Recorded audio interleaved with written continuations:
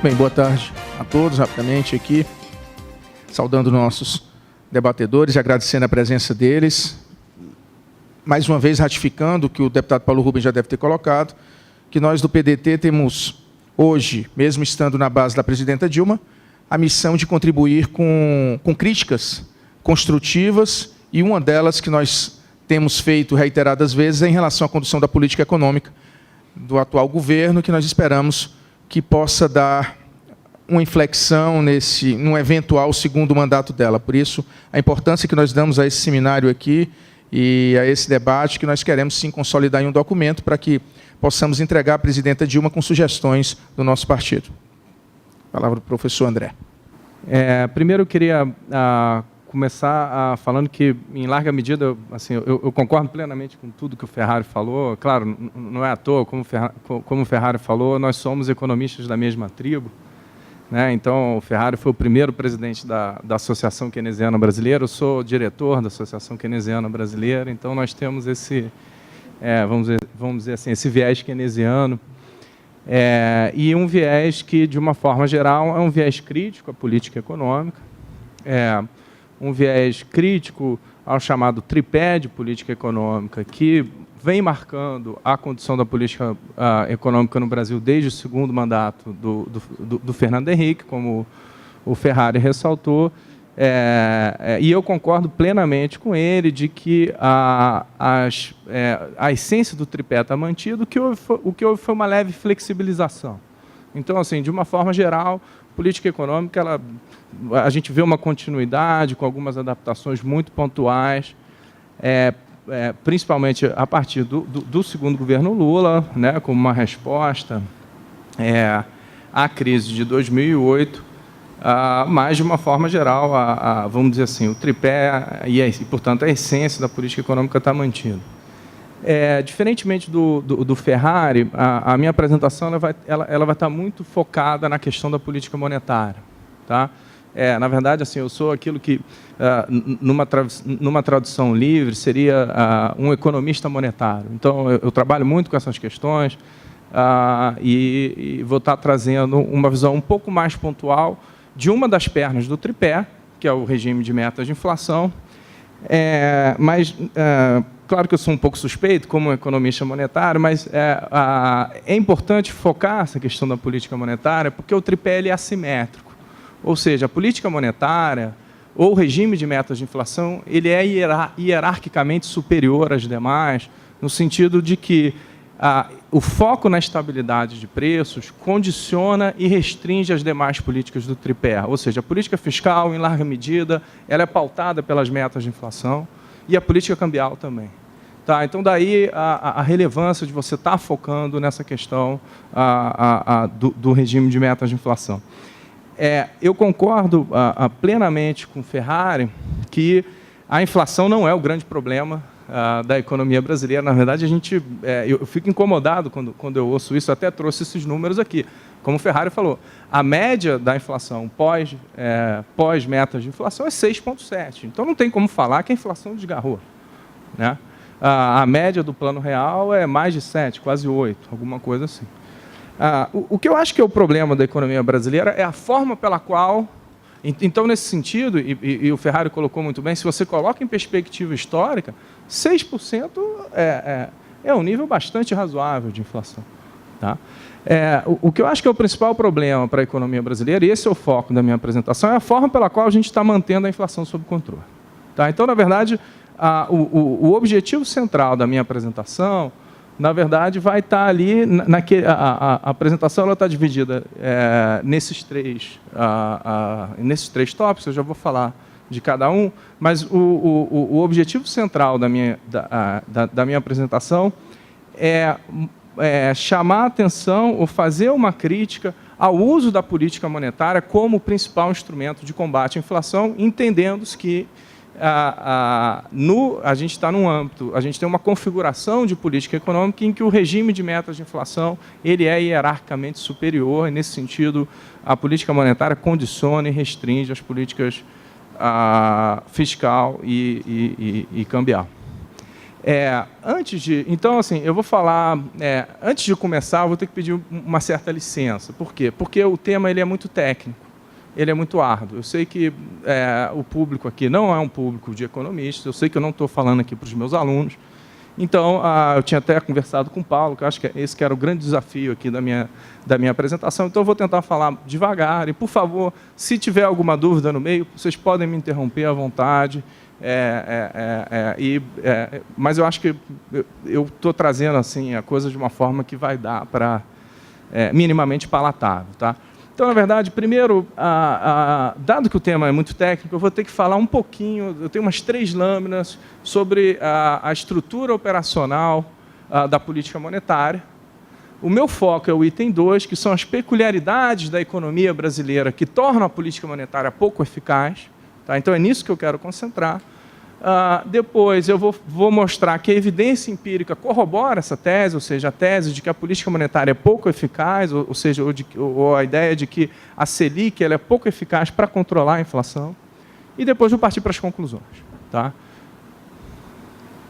Bem, então, nessa parte mais operacional, que provavelmente vocês vão achar um pouco enfadonha, e eu vou tentar passar um pouco rápido, na verdade...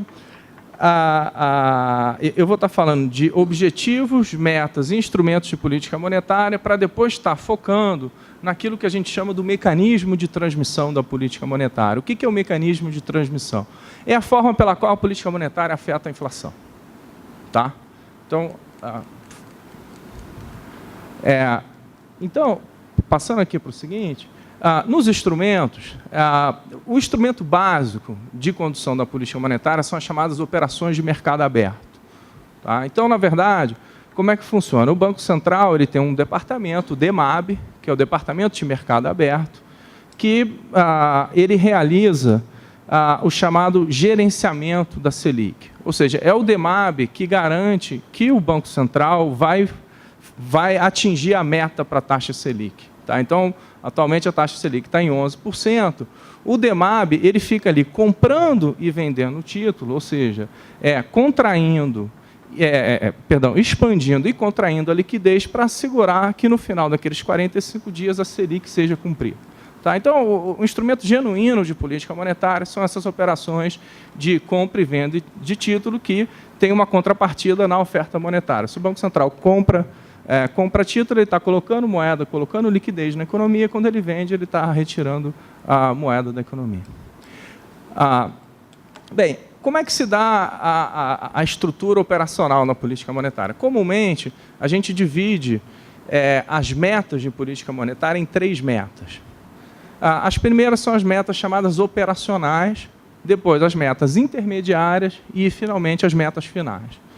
As metas operacionais são juros de curto prazo, a taxa Selic, que é a taxa que remunera, é chamada taxa de overnight, né, que remunera a troca de posição de reservas bancárias por um dia entre os bancos, e as reservas agregadas. As metas intermediárias são principalmente os juros de longo prazo. Aí sim, os juros de longo prazo é os juros na ponta tomadora. Então, os juros que a gente vai pegar um empréstimo para comprar um carro, para um empresário para fazer um investimento.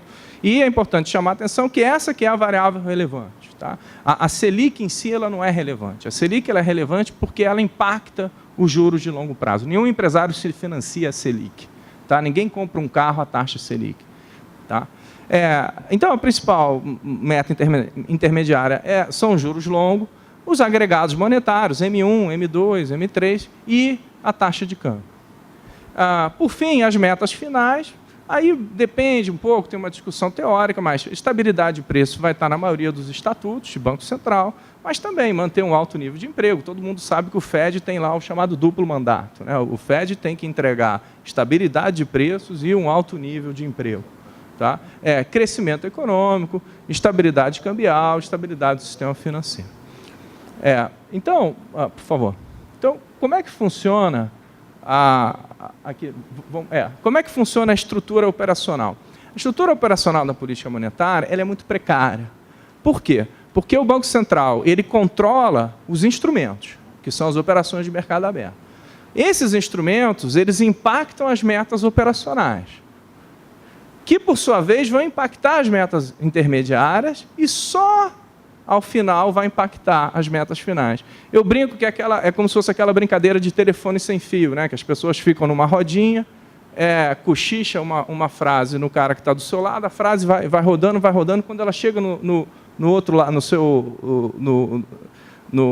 outro ouvido, a frase está totalmente distorcida. É assim.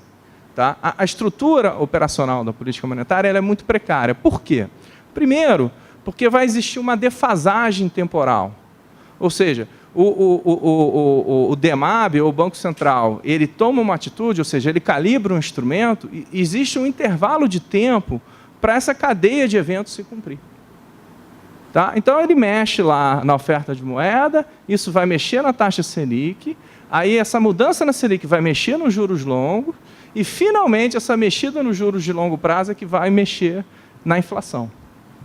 Então, o maior desafio e a maior precariedade aqui é essa questão da defasagem da política monetária, que torna incerta a avaliação da política monetária, porque você nunca vai saber até que ponto os efeitos da política foram plenamente sentidos. Então, o que eu estou querendo dizer é o seguinte, não é apertar um botão e instantaneamente a inflação cair. Tá? Não é aumentar os juros e, na mesma hora, a inflação cai. Mas, na verdade, a questão da defasagem ela nem é a maior precariedade do mecanismo de transmissão. A maior precariedade ela está no fato de que essa relação entre cada elo dessa cadeia, na verdade, ele é dado por uma relação que a gente chama de multiplicador. Tá? Então, é o que eu estou chamando dos alfas aqui. Então, eu tenho o alfa 1, o alfa 2, o alfa 3. Qual a questão toda? A primeira coisa, empiricamente, é muito difícil medir isso. Ou seja, eu sei que quando o Banco Central aumenta a oferta de moeda, isso vai diminuir a Selic. E eu também sei que quando a Selic cai, os juros longos vai cair. Mas tem muitas vezes que a Selic cai e o spread aumenta, o spread bancário aumenta e, na verdade, os juros longos sobem. Ou seja, esses multiplicadores eles são variáveis. Então, isso torna ainda mais incerta a atuação do Banco Central. Na verdade, não é à toa que os bancos centrais eles vão tateando. Tá? Então, o Banco Central ele mexe um pouquinho nos juros, aí espera um pouco, vê o que acontece. Aí mexe mais um pouquinho e vê o que acontece. Então, não é à toa, assim, não é... o Greenspan falava muito isso, o Delfim volta e meia fala, política monetária ela é muito mais arte do que ciência. Tá? Então, aquela coisa que é vendido como uma decisão técnica, o Banco Central tem um modelo, claro, tem um modelo muito bom, chamado Samba, é um modelo super formalizado, tá? Mas, no fundo, é um chute. Tá?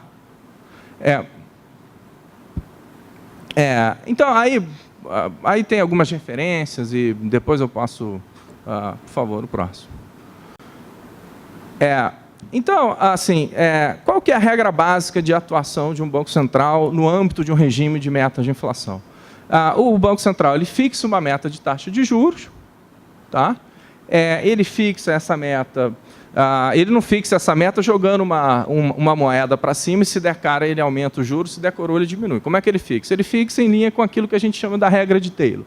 Qual que é a ideia da regra de Taylor? O que a regra de Taylor me diz é o seguinte, se a inflação está acima da meta, o Banco Central sobe os juros para fazer a inflação convergir para a meta. Ou, se o PIB está crescendo acima do potencial, o que vai gerar pressões inflacionárias, o Banco Central também aumenta os juros para evitar essas pressões inflacionárias. Então, a ideia é que o Banco Central ele fixa uma meta de taxa de juros, essa taxa de juros ele não tira da cabeça dele, ele coloca aquela meta que ele considera que é compatível com a meta de inflação, e o DEMAB, o Departamento de Mercado Aberto, ele vai fazendo o chamado gerenciamento de liquidez. Pode ir no próximo, por favor. Então, aqui eu tenho um gráfico, eu não sei se ajuda ou atrapalha. Tá? Então, aqui no eixo vertical, eu tenho o valor da Selic, no eixo horizontal, eu teria a oferta de moeda. Então, aqui eu já botei 11,25, porque eu já estou precificando aqui, eu me confundi, eu já estou precificando o próximo aumento de 25 pontos. Mas suponha que a meta do Banco Central, a meta da Selic, seja 11,25, e eu esteja nessa situação inicial em que a demanda é dada por essa retinha negativamente inclinada, DM0, e eu estou nesse equilíbrio aqui, porque o Banco Central está ofertando M0, eu estou nesse ponto de equilíbrio, 0, que é justamente o valor que o Banco Central quer. Aí supõe a ideia é que a demanda por moeda ela varia exogenamente, no sentido de que ela é fora ela depende do público bancário e não bancário. Tá? Então, supõe uma queda na demanda, tá? Como está indicando aqui para a seta, aí eu teria uma demanda menor para DM1. O que vai acontecer? Se o Banco Central continuar ofertando M0, os juros vai cair para 10. Então, o que o Banco Central faz? O Banco Central contrai a oferta monetária. Ele vende título, tira a liquidez e garante o cumprimento. Então, o dia a dia do Banco Central é feito pelo DEMAB. Tá? Então, é uma mesa mesmo, é uma mesa de operação, o cara fica ali comprando e vendendo. Tá? Bem, mas o meu foco aqui é o mecanismo de transmissão da política monetária. Como eu defini, entendido a forma pela qual a taxa Selic vai afetar a inflação. A ideia básica, tá, é que um aumento da Selic vai diminuir a inflação. Tá? E vai existir uma sensibilidade, que eu estou chamando de um alfa, ou esse multiplicadorzinho, entre uma alta da Selic e uma alta da inflação. Tá? Então, na verdade, assim, só para tentar juntar tudo que eu falei até aqui. Esse alfa ele é desconhecido. Ou seja, suponha que o Banco Central queira que a inflação está meio ponto acima da meta. Tá? Suponha que a inflação esteja em 7%. O Banco Central sabe que ele tem que aumentar os juros. Mas ele não sabe se ele tem que aumentar os juros 0,25, 0,50 ou 1,5. Tá? Esse é um ponto. O segundo ponto que vai ser importante aqui é definir a eficácia da política monetária. O que é a eficácia da política monetária? A eficácia da política monetária é o que a gente tecnicamente chama da sensibilidade da inflação ou a Selic. Tecnicamente seria esse alfa. Ou seja, quanto maior esse alfa, mais eficaz a política monetária. Por quê? Porque menor é necessário um aumento da taxa de juros para eu ter uma queda da taxa de inflação. Tá? Então, eu digo que uma política monetária ela vai ser eficaz quando essa relação entre Selic e IPCA é forte. A relação é negativa. Tá? Ou seja, um aumento da Selic gera uma queda da inflação. E eu vou dizer que uma política ela é eficaz quando ela consegue, com um aumento pequeno da Selic, ter uma queda relativamente grande da inflação. O que eu vou estar mostrando aqui para vocês é que a política monetária no Brasil ela é pouco eficaz. Ou seja, essa sensibilidade do IPCA, a taxa Selic, é muito reduzida. Tá? E eu vou estar mostrando quais são as razões para isso. Basicamente, a ideia é que o mecanismo de transmissão da política monetária, eu já vou apresentar ele aqui para vocês, ele é falho. Tá? A figura de estudo que a gente tem, a caricatura que a gente usa é que existem canais, tá? Através do qual um aumento da Selic vai acabar diminuindo a inflação. Eu vou mostrar esses canais. E a questão toda é que, no Brasil, existe uma série de peculiaridades empírico-institucionais da nossa economia que fazem com que a maioria dos canais sejam entupidos e que, portanto, essa relação entre inflação, entre juros e inflação, ela é muito fraca. Tá? Bem, então, basicamente, tá? Se você for lá no relatório de inflação número 1 do Banco Central, ele vai fazer a descrição do mecanismo de transmissão da política monetária e ele vai estar enfatizando 5 canais. O canal chamado de taxas de juros e o canal do crédito. Na verdade, esses dois canais eles estão olhando sobre óticas diferentes para o impacto da política monetária sobre o investimento. Depois o canal das expectativas, que o Ferrari chamou a atenção aqui. Eu vou detalhar cada um. Tá? Depois o canal dos preços dos ativos e o canal do câmbio, entendido como canal câmbio-demanda, porque a taxa de câmbio impacta as exportações e as importações e, portanto, impacta a demanda. A visão convencional, ou mais ortodoxa, ela só vê esses 5 canais. Tá? Então, isso está no Banco Central do Brasil, isso vai estar no Banco da Inglaterra, vai estar no BCE. Os economistas keynesianos, os economistas da nossa tribo, eles enfatizam as pressões inflacionárias que vêm fundamentalmente pelo lado dos custos e, portanto, uma visão mais heterodoxa do mecanismo de transmissão da política monetária, ela tem que incorporar pelo menos mais 2 outros canais, que são esses 2 canais em vermelho, que é o câmbio-custo e o canal juros-custo. Tá? Eu vou fazer uma apresentação sobre cada um. Tá? Então, na verdade, a estrutura, a figura é essa. O Banco Central mexe na Selic, isso impacta as taxas de juros, isso vai impactar o preço dos ativos, as expectativas, o crédito, a demanda. Esses 5 canais vão impactar os componentes da demanda agregada, fundamentalmente investimento, consumo de bens duráveis e exportações líquidas. Então, isso vai mexer na demanda e, finalmente, vai impactar a inflação. A visão convencional só vê a parte de cima.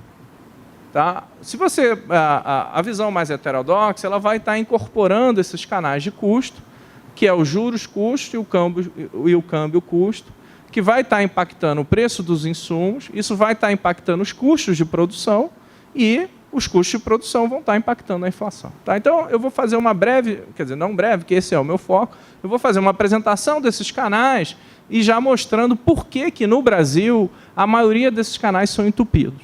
Tá? E, portanto, por isso que a política monetária é pouco capaz para controlar a inflação.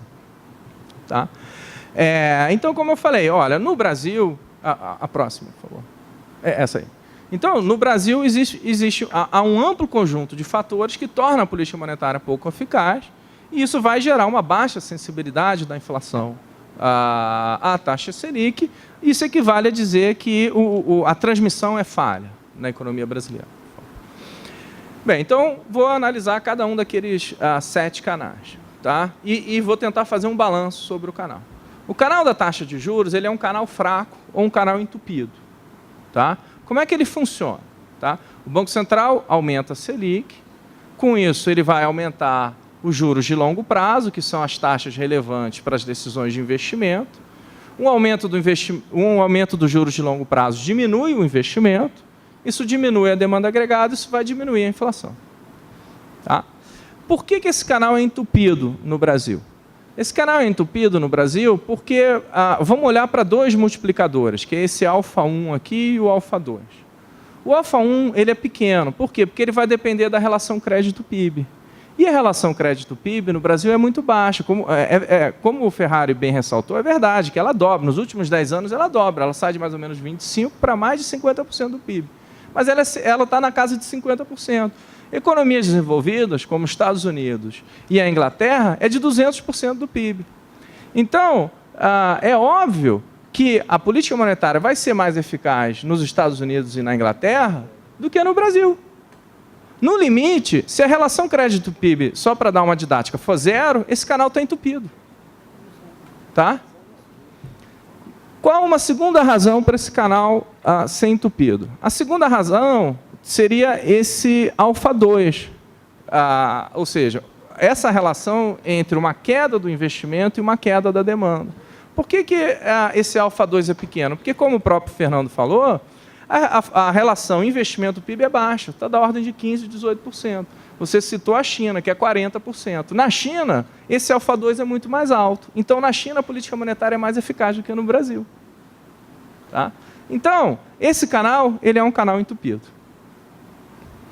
O canal do crédito, ele está olhando para a mesma questão do investimento, só que não pelo lado da demanda de investimento, mas sim pelo lado da oferta de investimento. Qual que é a ideia?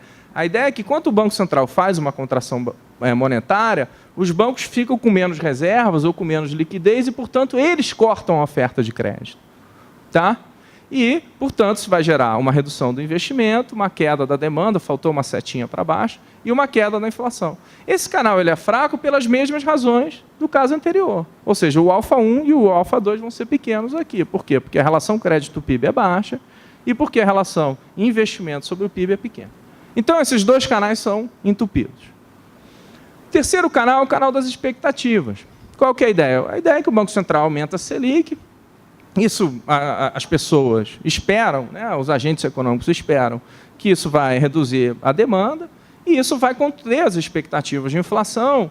E a ideia é que, em geral, em economia, as expectativas são autorrealizáveis. Eu acho que você citou aqui a questão do câmbio. Né? Então, se está todo mundo esperando uma inflação alta, os sindicatos vão pressionar por mais reajustes, os formadores de preço, não o pessoal do Boletim Focus, mas quem forma preço, lá, os industriais que determinam preço, vão aumentar seus preços e a inflação vai acabar se realizando.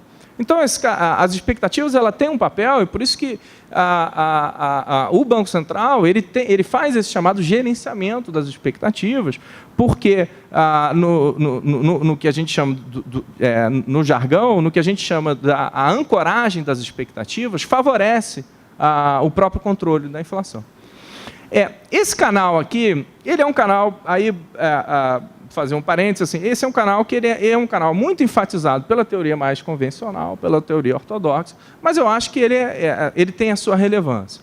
Ele vai depender do que se chama de credibilidade da política monetária, ou seja, se o Banco Central é um Banco Central que tem credibilidade, ou seja, se os agentes acreditam que o Banco Central tem uma alta aderência à sua meta de inflação, quando o Banco Central começa a aumentar os juros e as expectativas ficam mais ancoradas, em oposição a um caso em que o Banco Central não tenha credibilidade. Tá? Se o Banco Central não tem credibilidade, todo mundo vai falar, mas esse Banco Central vai acabar perdendo a meta, ele vai deixar a inflação descolar e tudo mais. O histórico de alta inflação crônica no Brasil, ou aquilo que a gente chama da memória inflacionária, eu acho que ele tende a entupir esse canal. Tá? A economia brasileira convive com preços estáveis há 2 décadas. Tá? O real está fazendo 20 anos aqui agora. Então, todo mundo aqui se lembra do período de alta inflação crônica, é uma coisa que está na nossa cabeça. Então, o que eu quero dizer? O Banco Nacional da Suíça tem muito mais credibilidade do que o Banco Central do Brasil. Tá? Porque a Suíça tem um longo histórico de estabilidade de preço e tudo mais. Então, esse canal ele tende a ser fraco aqui. O pessoal mais ortodoxo considera que a principal razão para esse canal ser mais entupido é que o Banco Central não é independente. Tá? Eu não concordo com essa tese, mas não quero entrar nesse debate, mas o pessoal mais ortodoxo vai estar enfatizando isso. Tá? O 4, que é o preço dos ativos, isso aqui é uma brincadeira. Tá? Esse canal, assim, dizer que é fraco, eu estou sendo muito benevolente. Esse canal, na verdade, ele praticamente inexiste para a economia brasileira. Por quê? Por 2 razões. Tá? Deixa eu explicar como é que o canal funciona. O canal funciona o seguinte, quando você tem uma contração monetária, quando você tem uma alta dos juros, o preço dos ativos, tanto de renda fixa, então dos títulos e tudo mais, e das ações na Bolsa, ele tende a cair. Tá? Então, se o Banco Central está gerando uma recessão, as empresas vão gerar menos lucro, vão pagar menos dividendo, então, em geral, a Bolsa cai, quando o Banco Central aumenta a taxa de juros. E o preço dos títulos públicos, ele também, dos títulos públicos pré-fixados, ele também cai, porque existe uma relação inversa entre a taxa de juros e o preço do título público. Tá? Se for o caso, eu posso falar um pouco mais, mas acredita que quando o Banco Central aumenta a taxa de juros, existe uma queda no preço dos títulos públicos. Aí o que isso vai acontecer? Isso gera uma queda na riqueza, e o consumo ele não depende só da renda corrente, o consumo depende da renda corrente e da riqueza. Tá? Então, esse canal, na verdade, está associado à contribuição do Franco Modigliani, que tem a chamada teoria do ciclo de vida, do consumo, que chama atenção para o fato de que o consumo não depende só da renda, depende da riqueza, enfim. Essa queda no consumo vai diminuir a demanda agregada e vai diminuir a inflação. Esse canal ele é absolutamente irrelevante. Então, eu fiz uma investigação e peguei aqui, por exemplo, a participação, um dado que dá um pouco a noção da participação dos brasileiros na Bovespa. Tá? Porque, na verdade, esse canal ele vai ser mais eficaz em economias que têm sistemas financeiros mais profundos. Então, por exemplo, na economia americana, esse canal ele é relevante. Por quê? Porque uma boa parcela da população aplica na Bolsa, e aí, quando a Bolsa cai, as pessoas se sentem mais pobres e vão consumir menos. Na verdade, uma boa parte da aposentadoria dos empregados é em ação. Então, se a Bolsa está caindo, o cara está se sentindo mais pobre, e aí ele vai consumir menos. No Brasil, isso aqui é dado da Bovespa de 3 semanas atrás. Tá? A gente tem 610 mil CPFs ativos. 610 mil CPFs dá o quê? Dá quantos por cento da população brasileira? Ridículo. Tá? Não precisa nem fazer a conta. Agora, isso é CPF ativo. É o cara que abriu a conta lá e nunca operou na Bovespa. Que operou nos últimos 12 meses, 125 mil. E que operou nos últimos 2 meses, 90 mil. Então, esse canal não existe. tá, pelo lado dos preços dos ativos, em oposição ao mercado norte-americano, que é lá a Bolsa de Nova York, que é muito mais profundo. Aí, realmente, o Banco Central, o Fed, mexe um pouquinho no juros, isso cai as ações, fica todo mundo mais pobre, retrai o consumo, contrai a demanda, contrai a inflação. Aqui não funciona. A outra razão para esse canal não funcionar é um problema que o Ferrari falou, que está associado à indexação dos títulos da dívida pública à taxa de curto prazo, a taxa Selic, né? Então, aqui no Brasil, a dívida pública ela tem uma peculiaridade, que são as chamadas letras financeiras do Tesouro Nacional. Isso aqui é um resquício do período de alta inflação crônica. Na verdade, a origem da LFT é a LBC, que são as letras do Banco Central, que, se eu não me engano, foram criadas em 86, naquele período de alta inflação crônica. Então, realmente, o Tesouro tinha dificuldade de se captar, a gente até entende. Tá? Mas a gente, como eu falei aqui, a gente já tem 20 anos de estabilização e esse problema não foi resolvido. Tá? Por que as LFTs elas colocam um problema para a política monetária? Bem, por uma razão simples. Em uma economia normal, 90%, ou a grande maioria dos títulos, são pré-fixados. Ou seja, a taxa de juros ela é pré-definida no momento de compra, tá? E, portanto, existe essa relação negativa entre o preço de mercado do título e a taxa de juros. Ou seja, se a taxa de juros sobe, o preço cai. O quê? Isso, aí o preço cai. No mercado secundário, o preço dos ativos vão cair. Tá? Aí as pessoas ficam mais pobres, tá? Aí vai ter menos demanda, vai ter menos inflação. Tá? O problema todo é que no Brasil, uma parcela expressiva da dívida, como eu falei, é indexada a Selic. Essa parcela já superou 50%, tá? Da dívida pública mobiliária federal interna.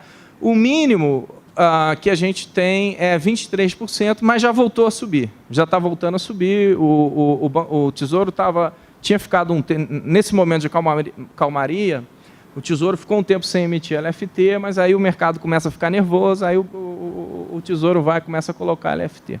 Bem, por que isso gera um problema para a política monetária? Porque, na verdade, quando o Banco Central aumenta a Selic, ele aumenta a riqueza dos detentores de LFT. Então, por exemplo, eu tenho uma LFT lá. Então, eu estou achando ótimo o Banco Central subir os juros, porque eu estou ganhando mais dinheiro com o meu título. Estou me sentindo mais rico. Então, na verdade, aqui, as LFTs, elas criam um canal perverso, no sentido de que um aumento dos juros gera mais inflação. Então, veja bem, o meu canal tradicional ele é entupido, e as LFTs estão criando um canal que vai no sentido contrário.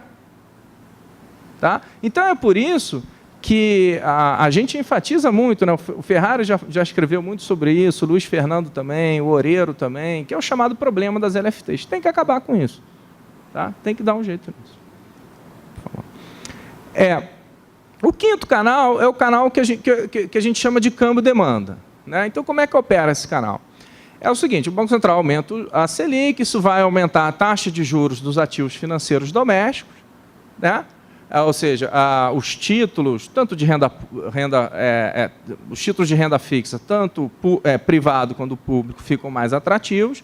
Isso vai gerar uma entrada de capital na economia brasileira, isso valoriza o real, ou seja, a taxa de câmbio cai, e isso vai impactar negativamente as exportações e positivamente as importações, ou seja, uma queda na taxa de câmbio desestimula as exportações e estimula as importações. Isso diminui aquilo que a gente chama de NX, que são as exportações líquidas, portanto, isso reduz a demanda agregada e, mais uma vez, diminui a inflação. Esse alfa 1 aqui, ou seja, a sensibilidade das exportações líquidas, ou seja, da diferença. As exportações líquidas é o saldo comercial, tá? A diferença entre exportação e importação. Essa relação aqui, ela é um pouco controversa, tá? Ou seja, na verdade, esse alfa 1 ele vai depender da sensibilidade das exportações líquidas à taxa de câmbio, tá? A gente parece que está ficando um pouco claro que as exportações líquidas não reagem muito à taxa de câmbio. Mas isso aqui é uma relação, é uma questão controversa, eu não quero entrar. Tá? E por isso que eu não estou falando se o câmbio demanda é fraco ou não. Aqui não está muito claro. Tá? O alfa 2, ou seja, essa relação entre a queda do saldo comercial e a queda da demanda, ela vai depender da participação das exportações no PIB, que é baixa. Ou seja, em um país como a Coreia, quanto que deve ser, Ferrari, você sabe de cor? Mas deve ser o dobro ou o triplo. Um país como a Coreia, que é um país exportador, que as exportações é o dobro ou o triplo do que há no Brasil. No Brasil é mais ou menos 10, 15% do PIB. Tá? Esse alfa 2 vai ser maior e a política monetária vai ser mais potente. Tá? Então, a ideia é que o canal câmbio-demanda, ele vamos dizer assim, ele é um pouco indefinido. Assim, tá? Mas, certamente, ele não é tão problemático quanto os anteriores. Tá? Por favor. Bem, então, como eu falei, até aqui é a visão convencional, é a visão do Banco Central do Brasil, que só está olhando para a inflação como um fenômeno de demanda. Mas, como o Ferrari mesmo ressaltou, a gente não pode esquecer dos custos. Tá? Então, toda a tradição keynesiana, em particular, de uma forma geral, a tradição heterodoxa, ela enfatiza as pressões inflacionárias vindas pelo lado dos custos. Tá? Então, se eu quiser uma visão mais heterodoxa do mecanismo de transmissão da política monetária, eu vou ter que incorporar a chamada inflação de oferta, ou essa inflação que vem pelo lado dos custos, em oposição à inflação de demanda, e eu vou ter que incorporar 2 canais, pelo menos. Tá? Primeiro, o canal do câmbio-custo, e aí eu já falo logo, esse canal ele é hipertrofiado. E depois, o canal juros-custo, que é um canal perverso. Ou seja, mais uma vez aqui, um aumento da Selic acaba gerando um aumento da inflação. O canal câmbio-custo, que, como eu falei, ele é hipertrofiado, é aquela história. O Banco Central aumenta os juros, isso acaba valorizando o real, e isso torna as importações, de uma forma geral, mais baratas, mas, particularmente, as importações de máquinas e equipamentos, de bens de capital, de insumos, e isso vai gerar, essa redução do custo vai gerar uma queda na inflação. Qual que é a sensibilidade aí? O alfa 1, alfa 1 ele vai depender positivamente da participação dos bens de capital e dos insumos importados na nossa matriz, tá? Que é muito grande. Tá? Então, esse canal ele é hipertrofiado. Então, na verdade, vou falar rapidamente. Vocês sabem, né? A gente, a partir dos anos 90, a gente tem lá o desmonte do chamado modelo desenvolvimentista, em linha lá com o consenso de Washington. A gente tem um processo de abertura da economia brasileira, particularmente um processo de internacionalização da economia brasileira e de internacionalização dos processos produtivos. Então, a boa parcela dos insumos, atualmente, são importados. Eu peguei dado para a indústria. Só a indústria importa 25% dos insumos totais. Eu não consegui pegar dado da matriz, que eu teria a matriz insumo-produto, ela me dá um dado agregado para a economia brasileira. Mas eu diria assim, deve ser uns 30% a 40%, porque aí, imagina, o setor agrícola é defensivo, trator, uma boa parte, quer dizer, se bem que trator nem tanto, mas defensivo, todas essas coisas, fertilizantes, boa parte é importado. Tá? Então, qual que é a ideia? A ideia é que os custos de produção eles são muito atrelados ao câmbio. Quando fica mais barato as importações, você tem uma redução desses custos e isso vai contribuir para uma queda da inflação. E aí, finalmente, o 7º e último canal é um canal juros-custos, que é um canal perverso. Tá? Como eu falei, é um canal que atua no sentido contrário ao esperado. Qual que é a ideia? A ideia toda é a seguinte, olha, dentre os chamados custos variáveis de produção, a gente tem lá o salário, sei lá, o custo de energia, mas a gente tem o custo financeiro, chamado capital de giro. Se você entra lá no Banco Central, uma das taxas é o chamado capital de giro, que é o quê? Que é aquele capital, é aquele tipo de modalidade de empréstimo que as empresas vão no banco e tomam emprestado para financiar a produção, porque a empresa ela não tem caixa para financiar a produção correntemente, ela tem que tomar emprestado para isso. Então, na verdade, a taxa de juros ela é um custo para as empresas. E quando o Banco Central aumenta a Selic, ele está aumentando um custo. E quanto maior esse custo, maior a inflação. Ou seja, a ideia é que esse custo ele é repassado para os preços finais. vamos dizer assim, a relevância desse canal, ou esse multiplicador, ela vai depender do grau de concentração de poder de mercado. Ou seja, se eu estou num setor muito competitivo, diante de uma alta dos custos, as empresas comprimem margem de lucro. Agora, se eu estou em uma economia como a economia brasileira, que é uma economia muito oligopolizada, ou seja, as estruturas de mercado não são competitivas, diante de uma alta de custo, eu repasso integralmente para o preço. Tá? Então, na verdade, esse alfa 1 aqui ele é alto. E o que potencializa esse canal perverso juros-custo. Então, vou dar um exemplo. Quando o CAD autorizou lá a fusão, foi Sadia com Perdigão, né? Aí fez a BR Food. Tem mercados relevantes que a BR Food tem 70% do mercado. Acabou. Tá? Então a BR Food não tem concorrente. Então, se aumentar o custo lá, sei lá, da lasanha, eles vão repassar integralmente. Em oposição a um setor que tem mais competição, porque se no setor tem competição, se eu aumentar o meu custo, se eu aumentar meu preço, eu não sei o que o meu concorrente vai fazer. Se o meu concorrente não acompanhar, eu vou perder mercado. Tá? Então, esse alto grau de oligopolização, ele potencializa esse canal perverso. Tá? Bem, então, fazendo um balanço, tá, do mecanismo de transmissão no Brasil. Olha, os canais tradicionais, eles são atrofiados ou entupidos. O canal do câmbio, principalmente o canal do custo, ele, ao que tudo indica, ele é o mais relevante, ele é o hipertrofiado. Aí só um parênteses, existe um amplo conjunto de evidência empírica, eu mesmo tenho alguns artigos que a gente, de fato, mede a relevância do câmbio na dinâmica inflacionária. Eu acho que esse é um fato estilizado, na verdade, da economia brasileira pós-real. Se vocês se lembrarem, a essência do real, tudo bem que teve a questão da desindexação, que foi fundamental com a URV e tudo mais, mas foi a âncora cambial. Tá? O Ferrari citou aqui que a gente perde metas de inflação em 2001, 2002, 2003, ele cita vários choques, mas esses choques eles batem no câmbio. Tá? Em 2001, 2002, 2003, em larga medida a gente perde as metas, porque a gente, como o Ferrari falou, eu tive câmbio médio de novembro de 2002, foi 3,8, chegou a bater 4 no intradia, né? Mas o câmbio médio 3,8. Tá? Então, esses canais são o câmbio. Então, a ideia toda, assim, a figura, é que os canais tradicionais são atrofiados e fica tudo nas costas do canal do câmbio. Tá? Então, por isso que o câmbio. Aí a gente tem um problema fundamental, né? Porque, por um lado, não sei se está claro aqui para vocês, mas suponha-se que essa estratégia está correta, tá? De que a gente tem que controlar a inflação usando a taxa de juros. Então, dado isso, dadas essas características institucionais, por um lado, eu quero o câmbio mais valorizado possível. Agora, isso vai gerar problema para a indústria.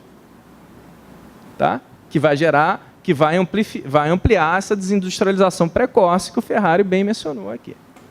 Tá? Agora, além disso, eu tenho dois canais perversos, que é o canal efeito riquezas avessas, que está associado às LFTs, quando eu aumento os juros, quem está carregando a LFT fica mais rico, vai gastar mais, vai ter mais demanda, vai ter mais inflação. E o canal dos juros custo. Quando eu aumento, então, quando o Banco Central está aumentando os juros, ele está aumentando o custo de produção, os setores são oligopolizados, o empresário repassa isso para frente. Então, assim, não tem... então, assim, na verdade, eu não sei se... aqui é o lugar para enfatizar isso, mas de qualquer forma, assim, você não precisa ser um heterodoxo para acreditar que a atual estratégia de combate à inflação é inadequada. Tá? Porque eu estou fazendo uma crítica aqui por dentro da ortodoxia. Tá? Eu estou mostrando por que os canais tradicionais não funcionam. Aí, claro, eu estou complementando com uma visão mais heterodoxa. Tá? A visão desses canais perversos só joga mais água quente na fervura. Mas, se eu quisesse analisar só os 5 canais primeiros, eles já estão entupidos. Tá? Agora, para piorar a situação, eu tenho 3 agravantes. Eu tenho os preços administrados, que, por definição, não são formados por oferta e demanda e, portanto, não são afetados pela política monetária. E é 1/3 do índice. No limite, se 100% do índice for administrado, a sensibilidade da inflação à taxa de juros vai para 0. Acabou a política monetária. Então, mais uma vez, eu não preciso ser um heterodoxo. Aqui um ortodoxo reconhece. Eles não chamam atenção. Mas ele não tem como negar isso. Tá, isso aqui é uma característica institucional da economia brasileira. Além disso, eu tenho a indexação, que o Ferrari chamou a atenção, que vai gerar a chamada inércia. Então, é verdade que a AMP do real proibiu a indexação para prazos inferiores a 12 meses. Mas a indexação em base anual, ela não só é permitida, como é muito comum. A minha esposa, ela trabalha na Prefeitura do Rio, todo ano eles recebem o IPCR de reajuste. E é interessante que isso não é considerado aumento para o servidor. Se o prefeito quiser agradar os servidores, ele tem que dar um aumento acima da inflação.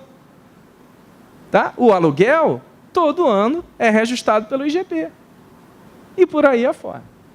Tá? Isso tira a potência da política monetária. Aqui, eu não preciso nem falar, o André Lara Rezende sabe muito disso, o Persarida sabe melhor do que eu, o Baixa. Né? Vamos dizer assim, toda a nossa experiência inflacionária dos anos 80 mostrou o quanto que é perigoso você ter uma economia plenamente indexada. Então, é verdade que o real avançou na desindexação da economia, mas a desindexação ela foi incompleta. A gente tem que continuar na desindexação de preços, de uma forma geral, e também na desindexação financeira. E, finalmente, o terceiro agravante. Tá? Eu tenho trabalhado muito... recentemente, eu estou trabalhando em um artigo do Inácio Rangel, um dos grandes pensadores brasileiros. Na verdade, ele é advogado de formação, mas um grande economista, no sentido mais amplo do termo. Está fazendo 100 anos de nascimento do Rangel agora. E o Inácio Rangel foi um dos caras que chamou muita atenção para a importância da chamada inflação dos oligopólios. Tá? Os oligopólios geram inflação. Nesse sentido, e já pensando um pouco em políticas alternativas, o CAD ele tem um papel fundamental. A política de defesa da concorrência ela é auxiliar no combate à inflação. Veja-se a importância do órgão antitruste americano. Tá? O CAD, tudo bem, agora a gente já tem o Super CAD, melhorou e tal, mas o CAD não chega aos pés lá do órgão federal de defesa da concorrência norte-americano. Por quê? Porque é importante ter concorrência. Dentre outras razões, porque isso favorece, a concorrência favorece a estabilidade de preço e, contrariamente, a concentração dos mercados desfavorece a estabilidade de preço. Tá? Então, qual que é o balanço? O balanço é esse, olha, eu tenho falhas no mecanismo, tá? Existe uma baixa eficácia e, esquematicamente, é isso. Olha, a Selic ela tem que ficar em níveis excessivamente altos, o PIB não pode crescer muito, tá? Para a gente manter a inflação ali num piso, tá? 4%, 5%. Tá? Ou seja, a ideia é que a inflação ela é pouco sensível à Selic e isso, entre aspas, justifica as elevadas doses de juros. Tá? Então, é nesse sentido, né, eu falo isso para os meus alunos de economia monetária, né, porque, a princípio, com a estabilização, a gente já tem 20 anos de estabilização do real, a inflação deixou de ser um problema para o Brasil. Como o Ferrari bem falou, em larga medida ela deixou de ser um problema. O problema é a forma pela qual a gente está garantindo a estabilidade de preços. Tá? Então, realmente, a inflação não é o principal problema do Brasil. Agora, um dos grandes problemas do Brasil é o fato de que a gente, para manter a inflação aí nesse piso de 4%, 5%, eu tenho que ter o maior juros real do mundo. E esse é o grande entrave, esse é um dos grandes entraves no crescimento da economia brasileira. Então, aqui eu vou falar, eu não sei se eu já falei muito ou pouco, se eu puder falar mais um pouco, posso ter mais 10 minutos. Então, só mostrar um pouco aqui, falar um pouco, vamos dizer assim, da evidência empírica no sentido mais amplo do termo, que corrobora isso que eu estou falando aqui. Então, como eu falei, na verdade, o Plano Real ele é um marco na história contemporânea do Brasil. Eu diria que é o marco mais relevante. Como eu concordo integralmente com o Ferrari, olha, falar que a inflação não é o problema mais relevante não quer dizer que a gente está fazendo apologia à volta da inflação. Ninguém quer voltar a isso aqui. Tá? Esse período aí de alta inflação crônica, aquilo é uma loucura. A gente ficou uma década, né? Foram 6 planos ou 7 planos seguidos frustrados, né, de tentativa de combate à inflação. O real é o grande marco, e esse gráfico eu acho que ele é muito didático, porque ele mostra o que o Ferrari falou: a inflação não é um problema mais. No sentido de que, olha, a gente tem aqui no ano, vê aqui as vésperas do real, né? A véspera do real estava com a inflação, porque isso aqui é inflação mensal, né? Então, as vésperas do real tinha inflação de 50% ao mês. É 10 vezes o centro da nossa meta. Tá? Então, assim, para enfatizar isso, tá? Fazer crítica à política monetária não é apologia à volta à inflação, tá? É o contrário. O que eu quero é manter a inflação, mas com um custo menor. O que eu quero é manter a inflação com uma política monetária normal. Leia-se, sem ter que praticar as maiores taxas de juros reais do mundo, porque isso vai gerar vários entraves. Tá? Então, assim, de uma forma, aí rapidamente, tá? A sinopse da política monetária pós-real ela é dividida em 2 momentos paradigmáticos. Primeiro, o período do Gustavo Franco, que é o período da âncora cambial ou das metas cambiais. Aí vocês sabem lá a história, né? Final de 98, a gente sofre um ataque especulativo, em 15 de janeiro de 99, a gente flexibiliza o câmbio e adota o tripé. Né? Então, câmbio flexível, metas de inflação vai ser formalmente adotado em meados de 99 e superávit primário e passa a ter meta de superávit primário. Tá? Por favor. Do ponto de vista do regime de metas de inflação, como eu enfatizei aqui, o Ferrari também chamou a atenção, a gente pode dividir esse período em 2 momentos muito distintos. Os 5 primeiros anos eles são marcados por descumprimentos de meta, que são marcados, não por acaso, por períodos de forte desvalorização cambial. O destaque é 2002. Tá? Na verdade, de 99 até 2002, o câmbio só sobe. Na verdade, o gráfico de câmbio ele é quase que um V invertido. Ele começa a subir em 99, tem um pico em 2002, depois começa a cair. Tá? Então, a gente perde meta seguida em 2001, 2002, 2003. O destaque é essa inflação de 12,5%. É a única inflação de 2 dígitos no período pós-real. É 2002. Tá? Então, de uma forma geral, período pós-real, a inflação é de 1 dígito só, ou seja, de menos de 10% ao ano. Tá? O segundo momento é o momento dos cumprimentos. Né? O destaque aí é o ano de 2006, que a gente fica abaixo do centro da meta, a gente teve uma inflação de 3%, e, de uma forma geral, a gente está conseguindo cumprir as metas de inflação. Tá? Bem, qual que é a tônica do período? Como eu tinha ressaltado, a tônica do período está sintetizado na ideia do chamado problema da taxa de juros no Brasil. Ou seja, a ideia é que a estabilidade de preços ela está sendo obtida às custas de uma política monetária absolutamente fora do lugar. Uma política monetária brutalmente contracionista. Então, em azul aqui eu tenho a média do Brasil e em vermelho eu tenho a média dos emergentes. Então, a gente está sistematicamente... E veja bem, tem uma questão de escala aqui do gráfico. Tá? Se você pega aqui nos primeiros anos... Eu tenho esse primeiro pico aqui de Selic no Brasil, eu estou com Selic real, tá? Descontada a inflação. Então, eu tenho Selic de mais ou menos 25%. Espera aí, eu tenho Selic de mais ou menos 25%, enquanto que a média dos emergentes está em 12%. Ou seja, é o dobro. Tá? Então, é importante chamar a atenção para essa questão da escala. Tá? Então, não é que a nossa política monetária está fora do lugar, ela está muito fora do lugar. Tá, e aí também tem Estados Unidos e a hora do euro, aí humilha a gente, né? Se for olhar os países mais desenvolvidos, que têm estabilidade. Tá? Então, assim, a grande tônica, tá? E por isso, o meu interesse no tema é esse. Olha, realmente, a inflação não é mais o problema da economia brasileira. Agora, a questão toda é o preço que a gente está pagando por isso em termos de uma política monetária absolutamente descabida. E as razões são essas que eu dei para você por aí, que eu acabei de dar para vocês agora. Então, aqui tem um pouco...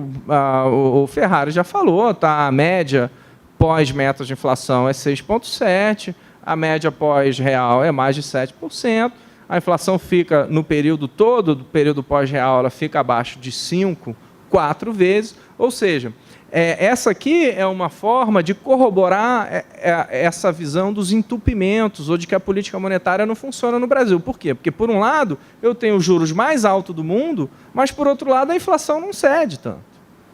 Tá? Então, essa é uma maneira empírica, não econométrica. Eu não ia trazer aqui um estudo econométrico, porque aí vocês iam me matar aqui. Eu já fiquei falando de tanta coisa chata e tal. Bem, então, a ideia básica é essa. Olha, a política monetária ela é pouco eficaz, tá? No sentido de que, apesar da longa persistência de juros em níveis exorbitantes, a inflação não cede. Tá? Então, nesse sentido, há problemas no mecanismo de transmissão da política monetária que amplificam os custos da estabilidade de preços no âmbito do regime de metas de inflação. Tá? Ou seja, se eu quiser fazer um balanço entre custos e benefícios do combate à inflação, ele é muito desfavorável. Tá? Por quê? Porque uma alta dos juros ela gera um benefício pequeno em termos de queda da inflação, mas ela gera pesados custos, baixo crescimento, como o Ferrari bem descreveu, uma valorização cambial e impacta as contas externas. Tá? Então, nesse sentido, e aí lembrando que o tripé ele é assimétrico, tá? Ou seja, que o regime de metas de inflação condiciona tanto a política fiscal quanto a política cambial, a política monetária atual, na minha opinião, ela é o maior entrave à retomada do desenvolvimento sustentável da economia brasileira. É claro que o Brasil parou de crescer nos anos 70, todo mundo sabe disso, né? Então, assim, não estou falando que a única causa da gente ter perdido o trilho do crescimento é a política monetária. O Ferrari bem ressaltou. Tem toda a questão da infraestrutura, questão da produtividade, né, a geração de conhecimento, tecnologia. Mas eu não tenho dúvida que a reversão desse quadro de anomalia na política monetária ela é uma condição necessária, fundamental para a retomada de uma trajetória minimamente sustentada de crescimento. Então, aqui só alguns dados para corroborar esse custo, esse balanço desfavorável da política monetária, dessa estratégia de combate à inflação centrada no uso da taxa de juros. Olha, não é à toa que é o país que... não é à toa que nós somos a lanterna dos emergentes em termos de crescimento, então a gente cresce sistematicamente abaixo dos emergentes, e aí, como o Ferrari bem caracterizou, um período que, de uma forma geral, os emergentes estão indo tem um boom, né? Tem todo o fenômeno da Índia, da China, de tudo mais, né? Então a gente fica lá atrás, não é à toa, tá? Por favor.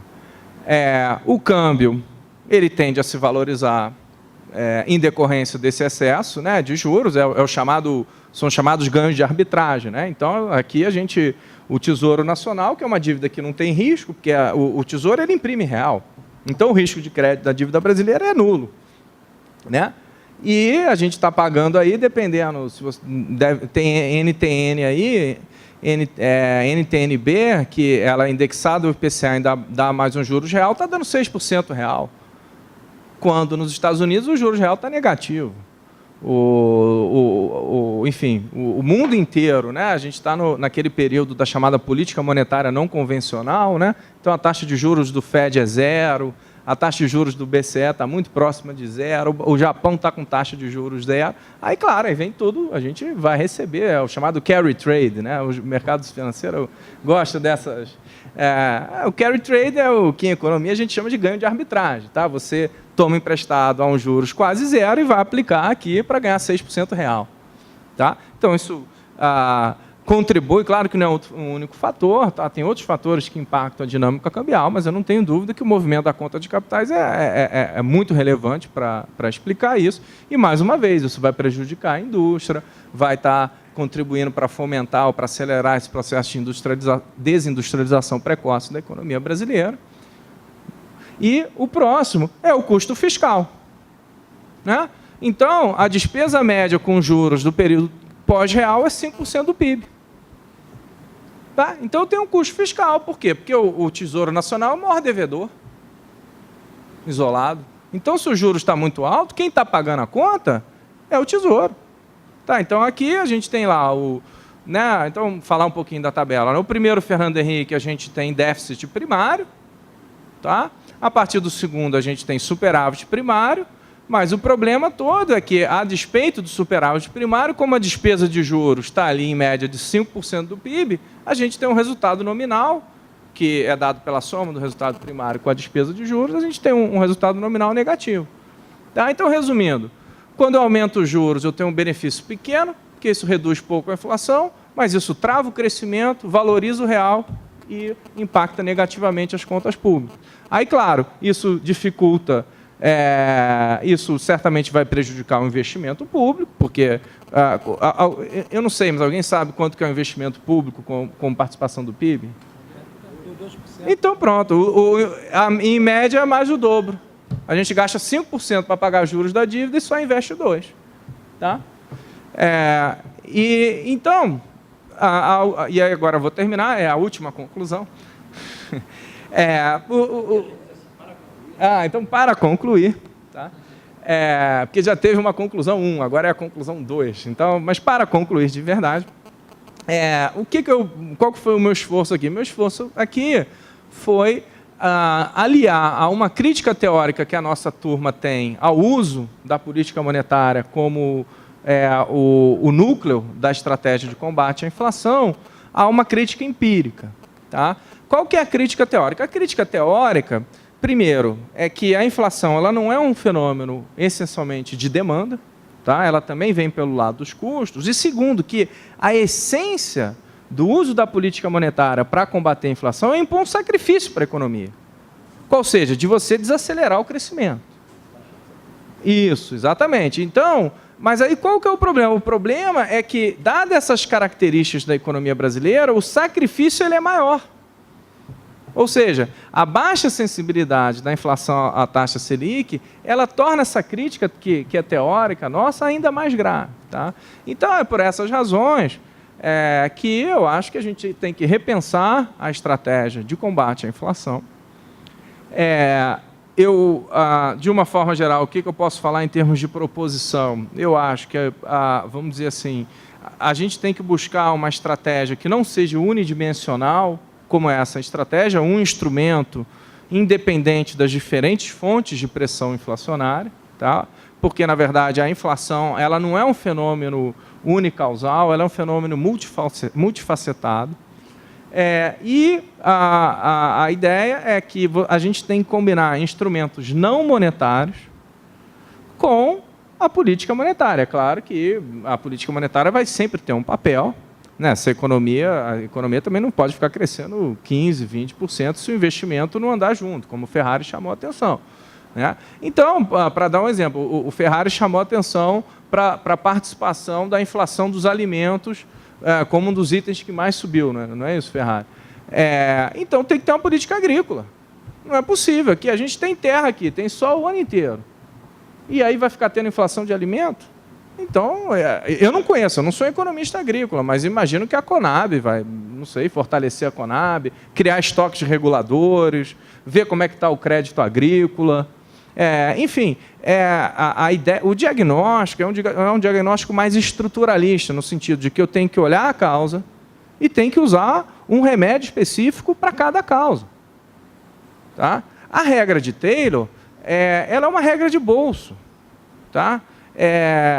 Aí, claro, assim, tem uma questão de retórica. É muito fácil você vender a regra de Taylor, né? Porque aí você vai lá na Mira Leitão e em 30 segundos você explica. Não, Mira, é muito fácil combater a inflação.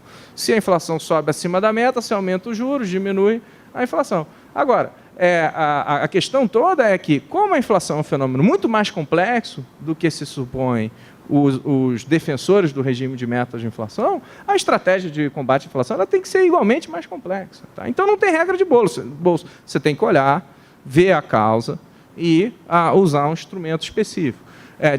Eu já dei um exemplo aqui, política de defesa da concorrência. Política de defesa da concorrência é um instrumento auxiliar de combate à inflação. Tá? Então, para fechar, eu acho isso. Eu acho que a política monetária é um grande entrave, tá? E as críticas teóricas ao regime de metas de inflação que os keynesianos, de uma forma geral, têm, eu fiz um esforço de trazer aqui elementos empíricos, institucionais da economia brasileira que reforçam essa crítica. Se você puder passar 2 slides só para eu fazer não, para frente. E aí, não, volta um. Então, fazer aqui a propaganda do grupo de estudos, é o grupo de estudos sobre moedas e sistema financeiro. Esse é um grupo interdisciplinar, do qual fazemos parte o Ferrari e eu. Esse grupo é liderado pelo Fernando Cardim, professor titular da UFRJ. O site está um pouco desatualizado, mas ali a nossa produção está ali, tem artigo acadêmico, artigo de opinião. Eu chamo vocês a fazerem uma visita ali ao site do Grupo Moeda. E eu vou parar por aqui. Muito obrigado.